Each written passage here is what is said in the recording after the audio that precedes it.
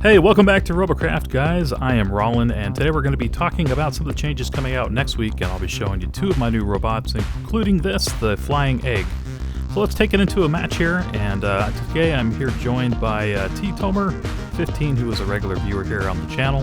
He's got some cool robots also on the shop, so if you wanted to check out his robots, you can look for his name down in the description, place that in, and see some of the cool things he's making. He does lots of high-level builds, and he's a regular here on the channel, so shout out to you. But let's get started here. This is my flying egg. It is kind of based loosely on some of the Electromagnet stuff I did a while back. It has 5 different systems, including shields, like you see here, blink, and then Tesla, plasma, and some nanos. So it's really well equipped, a lot of fun to play, and super tough now that they've also improved. That's a crazy effect. Check that out. I got little squares in my shield. Now that they've improved the overall health of everybody, shields I think are a little bit more practical again. So I like that a lot, and really enjoying playing this guy. I did already put it up on the shop if you were interested in checking out the flying egg for yourself. And they've been really working hard here lately too to bring us some new content, and next week we're going to be getting a brand new map, a brand new game mode, and some things that are going to be set up for clan support too, which is really cool, including also 5-man platoons now coming out. So this should be really pretty big patch coming up next week, and one that I think everybody can get on board with and be looking forward to, as there's not going to be any giant game mechanic changes. So the new map will be on Earth instead of a different planet, and the new game mode that is kind of built around the map is going to be called New Team Deathmatch, and the current Team Deathmatch that we have now and that we all know is going to be renamed Sudden Death. So just a couple of name changes, but all the old game modes are still going to be in the game, so you don't have to freak out about that. We're just going to get some new cool stuff with the new Team Deathmatch. The object of the new Deathmatch game is going to be to get to 30 kills, and whoever does that first wins the game, or when time runs out, whoever gets the next kill and will end up winning the game. So something to look forward to, something I'm definitely going to be around on Thursday and Friday to check out when it hits. And they're going to be including the option now to put in different images above one's robot, and I think that has to do with clan support. So if you're in Atlas Core or some other clan, you can upload a logo and then show your team pride, or just your favorite YouTuber. You can put out some GamerGuide logos or something if you guys like playing my robots. So anyway, this is a fun little robot. I just wanted to try something experimental that uses some electroplates again, and this is inline thruster again, so we're using a vertical stack of hovers with a rudder for support, and then electroplates to kind of encapsulate the whole thing. This thing has 2 different modules on the bottom, one for blinking, one for shields, as I mentioned earlier. It's a level 125, so it's only 1625 CPU. So those of you kind of on your way up, but not quite to level 150, can play this robot. And add your own little improvements to it if you feel the need to. Whoops, accidentally popped the wrong module there. But it is kind of a power-hungry robot. It does use plasma, and then also that blink and shield use a lot of power. But the Tesla and the heals are kind of the mid-level stuff. And I actually find that the mid-level Teslas now are kind of the best one, as they can put out more damage without totally draining power. So you can actually get enough hits on the enemy to do some significant good. I think the highest level Tesla is really only practical now if you just have room for one, and just are a real small robot or something, and you don't want to have a lot of extra bulk on your robot. So there we go, got that guy out of the way. One of the things I like about this robot too is that I added the ability to turn while it's in midair, so I can shoot up, and even though my hovers are not in range of the ground, I can still turn while falling down and floating back to the ground. So I like that a lot. It's pretty fast, and it's built tough too. I use some arrow rods on the inside and some tri-forcing and things, and then just kind of clamped on those electroplates that are best really for resisting rails and stuff too. And then also with the general nerfer rails, you definitely, all your electroplates are holding up better now to a shot, which at least lets you get out of the way now, whereas before you would just lose your electroplate and part of your robot if you got hit. So definitely some improvements, and I'm enjoying that a lot more than before. So in the next part of this, I'm going to be showing you another robot an cruiser-style robot that I'm using some wings now for armor and for stability and improvement basically overall in how it handles. So I find wings are a really good way to kind of add some stability and support and armor to a vehicle like a wheeled vehicle. And I got to give credit to Robot Engine, that is another YouTuber here, for coming up with a real cool drone style using wings as armor, and that kind of gave me the idea to look into using wings in armor in other kinds of vehicles. And so I tried it out with hovers. Didn't really like what I found with hovers, as it really stiffens up hovers left and right a lot, but with wheeled vehicles and stuff like that, it works out really well. You might also try to use it with tracks if you're just trying to protect the top of your vehicle, and tracks won't really be affected at all by having wings on it. But cruisers, I put on just enough where I find that it really helps going over little potholes and stuff that would normally flip you out, and when you turn left and right, you don't spin out too. So I'm really liking that. But more on this guy, I tried to build something as small as possible, and something that didn't have any really glaring weak points on it.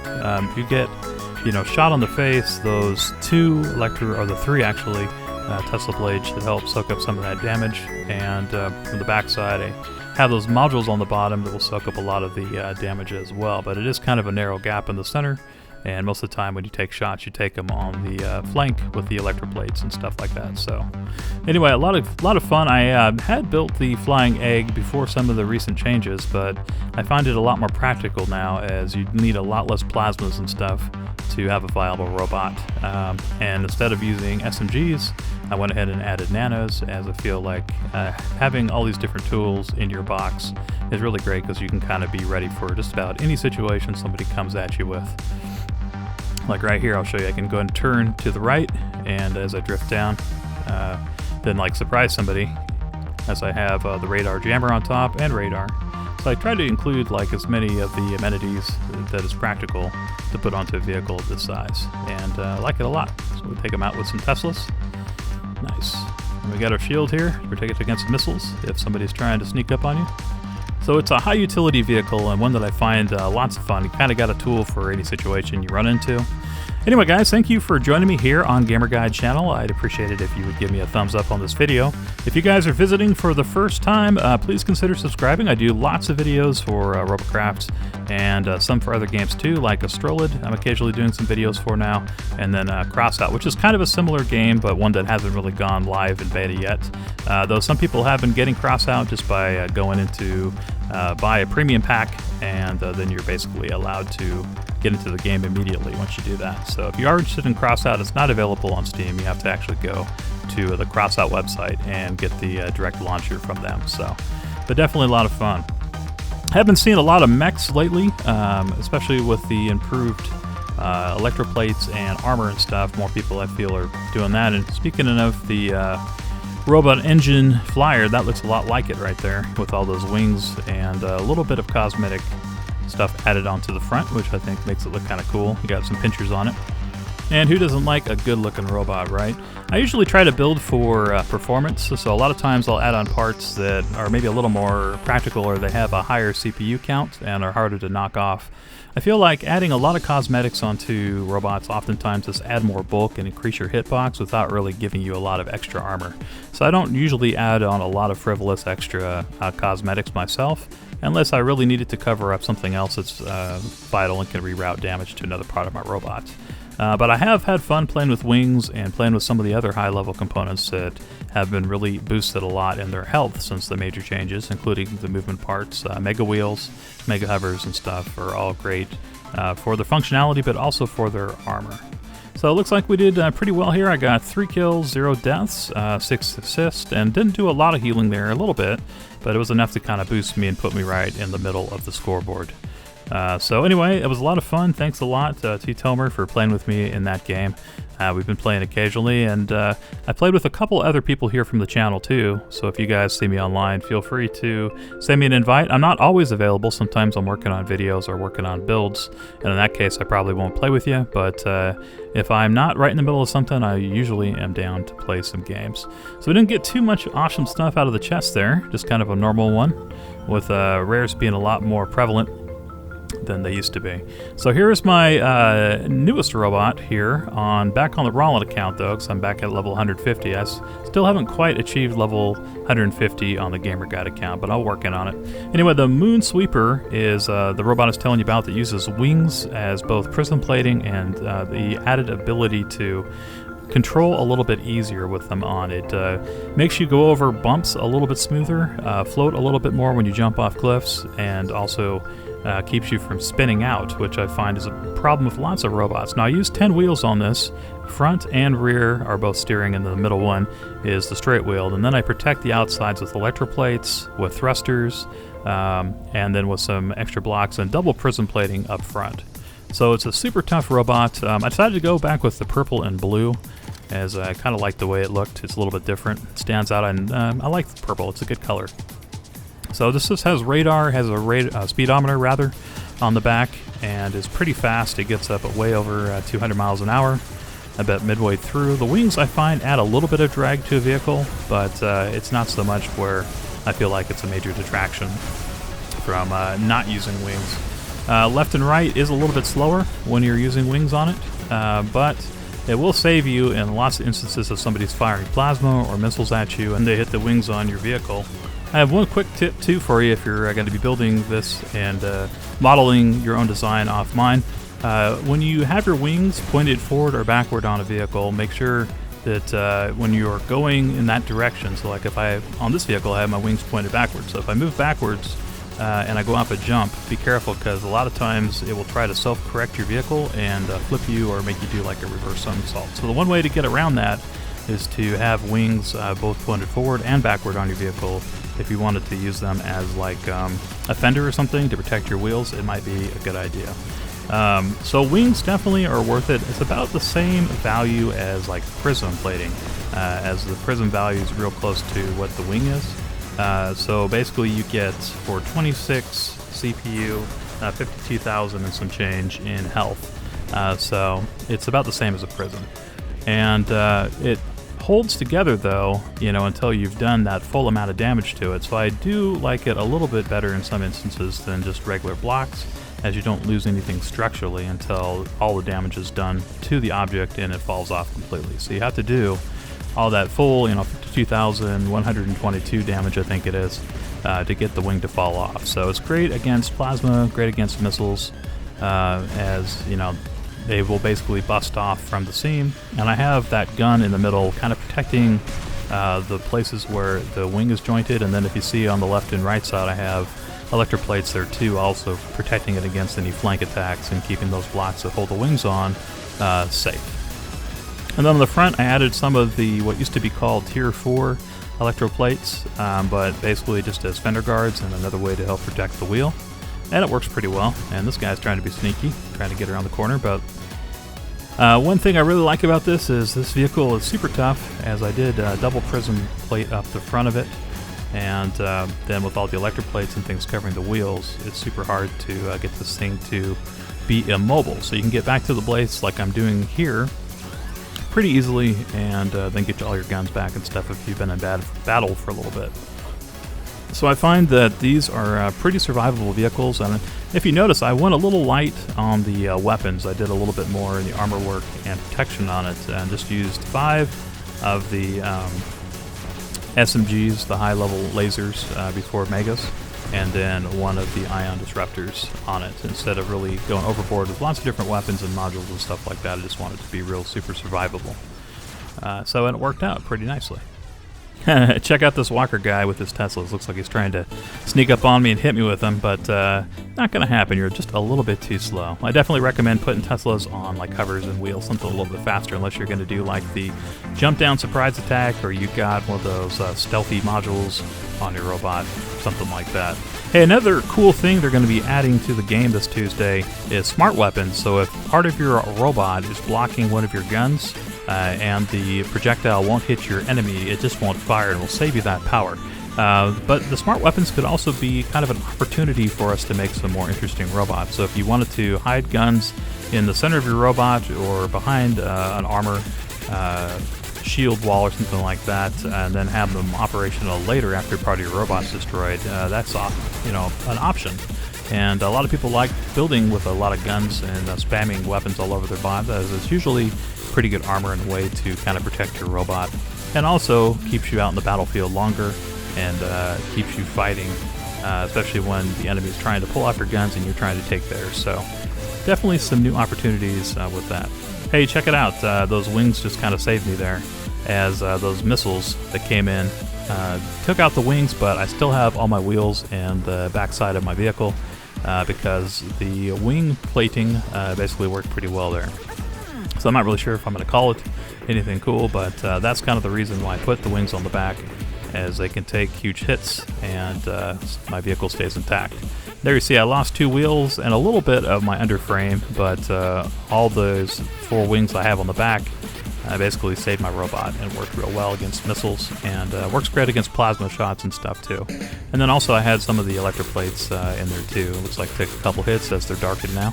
And in my next Robocraft video, I'm going to be building a robot and showing you how I do it. End up going with mega wheels, but I think I'm going to go ahead and just leave the weapon layout the same. One of these ion disruptors and the laser disintegrators, as they seem to do pretty good work, and I've had good luck kind of with this combo, and leaves you lots of extra CPU for armor. As really just having those two seems to do pretty well. You might also experiment a little bit with plasmas and rails, as everything really seems to have more of a place now after the rebalance of weapons, and I've kind of liked the rebalance too, as I'm not constantly taking sniper fire the entire game. So thumbs up on that front. I really like those changes. The Free Jam team also released a hotfix on the 26th that made it so if you unlocked a bundle in game, you don't get a freeze anymore. And they added a brand new holo flag to the game too. It says it's chrono.gg, which I checked it out. It is another promotional website that specializes in bundle packs for different games. So if you guys have been thinking about getting premium, or you're thinking about maybe picking up some chests, you might wait until Tuesday the 31st, as that is when those bundles are scheduled to go live. So let's talk some more about the new robots I have here on my 2 accounts. For Wraulin, I added this one, which is called MOONSWEEPER, all one word. Put that up. It is a high level 1750 robot, so if you guys are not level 1750, you won't be able to see it on the market. I figured it out the other week when some of the people from our community had asked me where the Goblin Sentinel 7 was and some of the other high level robots I had, and then I realized they were not level 150. So if you don't have the same amount of CPU as the robot you're trying to see, or more, you're not going to be able to see that robot on the market. Another unfortunate situation here for this walker, as he ran right into me, and this time I think I'm going to be able to get him with my SMGs. Oh yeah, he's trying to jump away, but not going to work.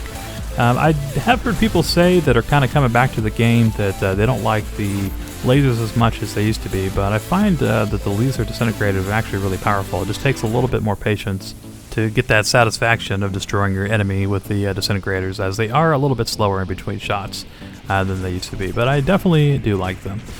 Also been seeing more people like this guy here armoring up their mechs with electroplates, as electroplates do seem like they're a little bit more useful, as they can actually block shots a lot better than they used to, so something to consider. And dang, that guy got some air on that jump, and maybe it was just because he lost some heavy components or something when he was midway through launching, but that was pretty interesting to say the least.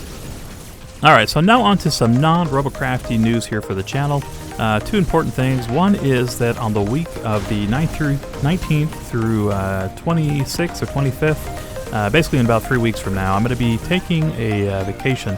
I originally was going to be covering the game No Man's Sky, but it looks like it got delayed, and I took some time off from work, as originally I was going to kind of do either a Twitch stream or just do some YouTube streaming coverage of No Man's Sky when that came out, but it looks like it might be delayed until August or July. So on that week, I probably won't be doing any videos at all, no Robocraft, Crossout, or anything else, as I'm going to be traveling around the country most likely and doing something different. So just a heads up there. And then on to another tidbit of news here for the channel. I'm thinking about putting out a product of some kind. I thought about a t-shirt, or maybe doing some kind of like school supplies or something, but I kind of wanted to give you guys' ideas. If I do a t-shirt, Should I just keep it simple with like a logo on it, or should I do something a little bit more in depth, like some of the graphics of some of the different robots I've made, or something like that on the t-shirt with my channel logo and channel name on it? Or if you have some other idea of something cool that you've seen other YouTubers do that you might be interested in buying for yourself, like hats or whatever, let me know. I live in a pretty good-sized city here in the U.S., and so there's lots of people around that can do stuff like that. I just kind of want to know if you guys have a preference on something like that, and if you would buy something like that too. So anyway, guys, I'm almost at 4,400 subscribers, so thank you guys very much for all the support here on the channel. Definitely appreciate it, and like hearing you guys' feedback and playing with you guys in the game too. Hey, check it out. It is one of my Electromantis Series 7, it looks like. That is an old build right there. Probably somebody coming back into the game. If you do have an Electromantis like that, please upgrade it. Use some arrow rods, put on some different weapons. I think that guy right there was just strictly heli beams. Or no, he's trying to shoot at me. I think that's him over there firing lasers. So he added a couple lasers to it, but you can definitely do more than that. It is a good little design though, and I've had people asking me, hey, are you ever going to do more Electromantis or redo your Electromantis series now that the game's changed so much? And yeah, probably, and this is probably getting to be close to the time where I start looking at it. The Flying Egg is a lot like my Electromantis series as far as its armor and shelling and stuff. So you might see some heal builds coming up, or support builds coming up soon with that title on them.